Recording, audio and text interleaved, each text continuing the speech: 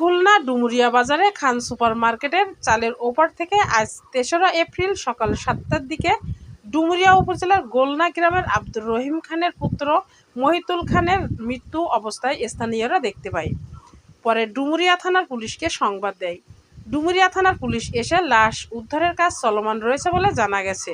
তার পরিবারের পক্ষ থেকে দাবি করেছে, ব্যবসায়ী কেন্দ্রিক লেনদেন সংক্রান্ত বিষয়ের কারণে সে খুন হতে পারে। ডুমুরিয়া থানার অফিসার ইনচার্জ মাসুদুর রহমান জানান, মৃত্যুর কারণ আমরা তদন্ত করছি, তদন্ত করে বিস্তারিত জানানো হবে।